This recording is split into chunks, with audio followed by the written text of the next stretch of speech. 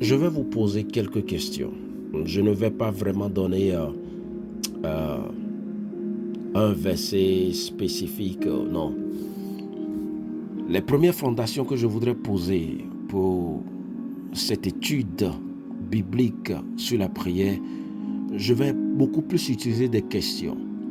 Quand vous aurez le temps, prenez un crayon, un bic, prenez un papier, écrivez ça. Si désormais vous voulez être un homme de la prière, une femme de la prière, un chrétien de la prière, si vous voulez vraiment prier, prenez ces questions et les réponses que vous trouvez vous-même vont vous dire si vous êtes quelqu'un qui prie ou bien vous faites semblant. Ou bien vous comptez sur la prière de l'église, vous comptez sur la prière de quelqu'un, ou bien vous vous débrouillez vous-même sans Dieu. Allons-y, bien-aimés. La première question est ceci. Comment définissez-vous la discipline de la prière? Comment la définissez-vous? Est-ce que vous êtes une personne qui prie naturellement dans toutes les situations auxquelles vous faites face? Vous répondez à ça. Bon, dans la journée, face aux activités, le travail, la maison, est-ce que vous priez? Bon, oui, parce que vous maîtrisez déjà votre job, vous savez conduire votre voiture, hein? Vous êtes tolérant, vous êtes patient, et vous avez tellement d'excuses vous permettant de gérer vous-même. Vous n'avez pas besoin de Dieu de tout faire. Vous faites votre part et lui fera ce que vous ne pouvez pas. Ok. Est-ce que vous priez pour les activités du futur, tout ce qui est du futur, les besoins du futur? Est-ce que vous priez sur ces choses-là? Si non, si vous ne priez pas, parce que je sais, vous allez être sincère, hein, je sais. Si vous ne priez pas et vous ne répondez pas encore un oui à ce que je viens de dire, pourquoi pas? Ok. Continuons dans les questions. Quel est le rôle, ou bien quel rôle la prière joue-t-elle dans votre relation avec les membres de votre église? Cet endroit où vous fréquentez actuellement, des enfants de Dieu, quel est le rôle de la prière entre vous et les gens que vous rencontrez là-bas? Et quel rôle la prière joue, vous et vos amis, les amis chrétiens et les non-chrétiens, vos collègues du travail? Ceci me rappelle quelque chose, mais je ne peux pas la dire maintenant. Vos collègues du travail, ok, votre famille, quel rôle la prière joue dans votre relation avec votre famille? Si vous voyez un besoin, si vous voyez une situation, si vous voyez il y a une situation, est-ce que vous priez sur ça? Quand je dis vous priez, je ne parle pas de vous priez dans la tête. Hein. Il y a des prières dans la tête, il y a des prières dans la bouche, il y a des prières dans la tête et la bouche. Je ne sais pas laquelle vous faites, mais allons d'abord avec. Est-ce que vous priez d'abord? Vous priez d'abord avant d'en parler au pasteur, avant d'en parler à maman, avant d'en parler à papa, avant d'aller prendre l'argent à la banque pour aller résoudre ça? Ou bien il y a des choses qui n'ont pas besoin de la prière. Alors, si vous dites non, vous faites bien. Vous êtes honnête. Ok, si vous priez aussi, c'est aussi bon. Bon, la question qui suit, c'est que si vous ne priez pas sur des choses sur lesquelles vous devez prier, qu'elles soient graves, qu'elles soient simples, qu'elles soient à votre portée ou qu'elles soient, je ne sais pas, euh, si vous ne priez pas, qu'est-ce que vous faites alors? C'est-à-dire à la place de la prière, qu'est-ce que vous faites? Certainement, vous abordez d'autres personnes, les relations, les gens de haut niveau, des gens qui connaissent les gens du domaine, comme eux peuvent faire la chose, donc vous êtes OK. OK. Comment le manque de prière peut empêcher la prière? Est-ce que vous savez ça? En réalité, c'est une information que je vous donne et au même moment, c'est aussi une question. Donc, je voudrais que ça vous fasse tourner un peu la tête. Avez-vous une idée de comment la prière peut empêcher la prière? La prière empêche la prière. Vous savez ça? C'est-à-dire, le fait que vous ne priez pas, ça va faire en sorte que dans des situations données où vous devez prier, vous n'allez pas prier. Et ces coups forts vont vous frapper en pleine poitrine.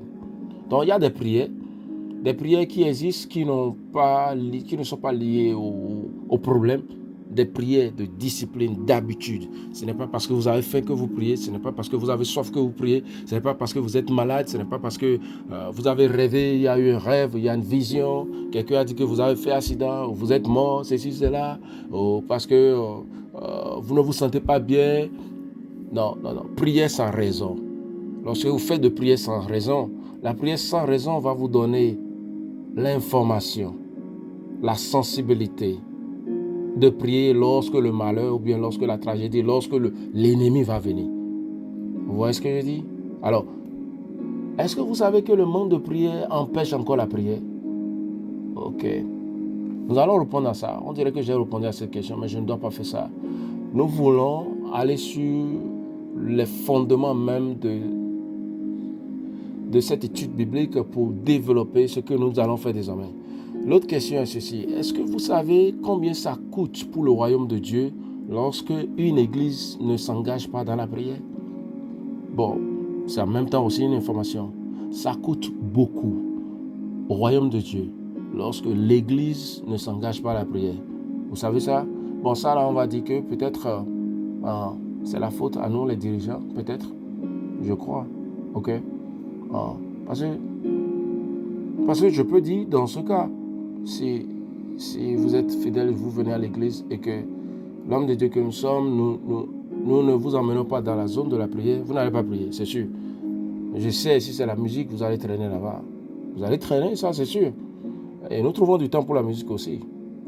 Mais la place de la prière, imaginez-vous, la place de la prière dans un culte, dans une séance à l'église. Et imaginez-vous combien de problèmes nous causons au royaume de Dieu. Ok. Je ne dois pas développer ces choses en même temps. Ok. Parlons de la question qui dit le coût, le prix pour le royaume de Dieu. Lorsque vous n'êtes pas enseigné, vous, quelqu'un ne vous enseigne, quelqu'un ne vous a pas enseigné, l'église ne vous a pas enseigné, vous n'avez pas lu un enseignement, vous n'avez pas écouté un enseignement sur la prière, vous ne saurez pas prier. C'est ça. Je réponds encore à la question. Bon, ok, on va faire avec. Imaginez-vous le coût, le prix pour le royaume de Dieu lorsque nous ne vous encourageons pas à prier, à être un peuple de prière. Qu'arrive-t-il à notre relation avec Dieu, notre relation avec les hommes, notre relation avec les opportunités que Dieu nous donne lorsque nous refusons de prier? Lorsque nous refusons de prier, qu'est-ce qui arrive? Bon, en réalité, on ne peut pas savoir ce qui arrive. Je réponds à votre place. On ne peut pas savoir parce qu'on ne prie pas.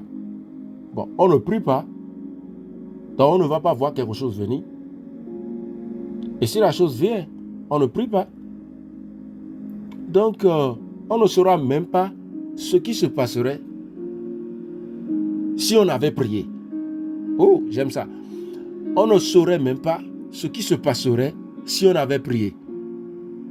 Alors, si on ne peut pas savoir ça, ce n'est pas ce qui se passerait qu'on va savoir si on priait ou si on ne priait pas. Bon, on va revenir sur ces développements. Mais, cochez quelque part, bien-aimé, qu'arrive-t-il à votre relation avec Dieu? Je dis bien, à votre relation avec Dieu. Lorsque vous n'êtes pas informé sur les situations vous concernant, les opportunités que Dieu vous donne, et lorsque délibérément nous refusons de prier, ou que nous sentons que nous ne devons être que autonomes. Ok.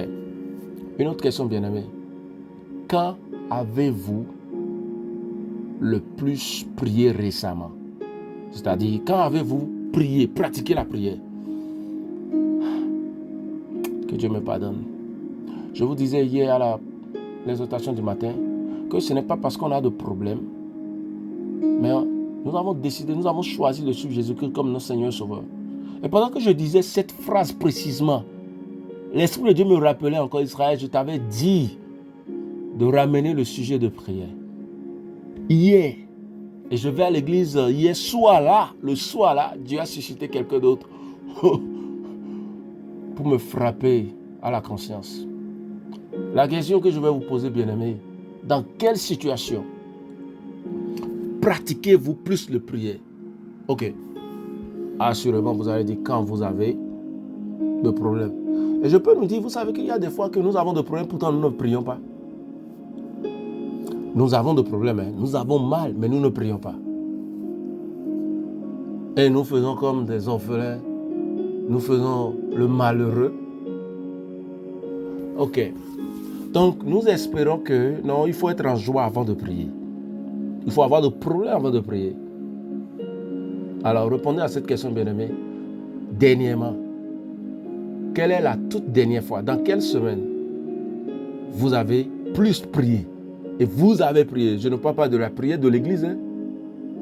Parce que nous voulons parler de la discipline de la prière. Bien-aimés, je me rappelle hier soir, le frère parlait de l'esprit de la prière. J'ai vraiment aimé ça. L'esprit de la prière, c'est ce que vous pourrez faire à l'église. Et je peux vous dire, celui qui peut faire ça à l'église, peut prier à l'église, la personne avait déjà la discipline de la prière. Imaginez combien de problèmes nous causons à l'église. Ok, allons à une autre question. Dans quelle situation avez-vous déjà, consciemment, vous avez choisi de ne pas vous engager dans la prière, alors que la situation a besoin de la prière? Rappelez-vous de votre maison, regardez votre maison. Regardez votre vie, c'est au travail, c'est concernant votre mari, vos enfants, quelque chose. Regardez bien. Ça là, ce sont des choses que vous écrivez vous-même, hein, parce que nous sommes encore au début de l'année, on peut encore bien faire. Nous sommes en train de fermer le premier trimestre et nous voulons vraiment marcher avec Dieu. Lorsque le diable va venir, qu'on ne baisse pas la tête, mais qu'on le regarde droit dans les yeux pour lui dire, écoute, je t'attendais. Et on va le faire comment? Avec la prière. Mais cette prière doit être disciplinée, parce que nous parlons de vous, en dehors de l'église. Lorsqu'il n'y a plus de musique, lorsqu'il n'y a plus de lumière, lorsque les portes de l'église sont fermées. Je parle de vous dans votre vraie réalité. Alors, pour pouvoir savoir là où vous allez commencer désormais, répondez à la question où je vous dis, dans quelle situation avez-vous choisi de vous en passer de la prière?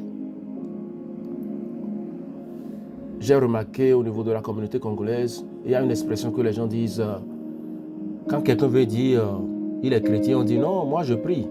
Moi je prie, moi je prie. Non, je ne parle pas de ça. Prier ne veut pas dire être chrétien. Il y a des gens pour dire qu'ils sont chrétiens, ils disent non, moi je prie à tel endroit, moi je prie. Non, prier à un endroit ne veut pas dire qu'on est chrétien. Bon, je ne veux pas parler de la chrétienté, mais je voudrais appeler les choses par le nom ce matin. La prière, la vraie prière. Amen. À prier, afin de prier. Ouvrir la bouche pour parler. Ok. Si vous répondez à la question là, alors au niveau de l'autre question, une autre question. Je regarde bien sûr quelle serait moi-même ma réponse à ces questions. Ouais, ce sont des choses que je me suis coché moi-même. Et je peux nous dire, ça me fait mal. Ça me fait très mal quand je répondais à ces questions.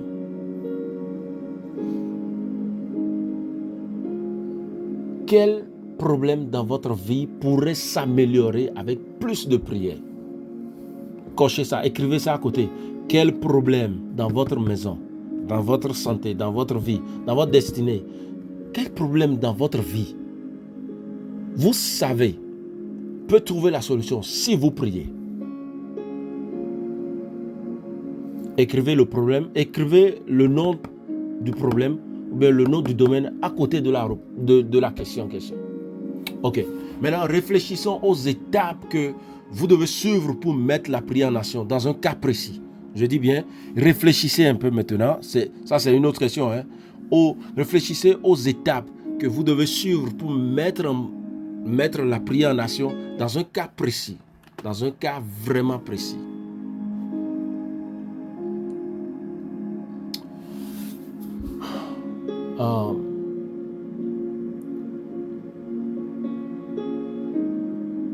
Ok, allons à une autre question.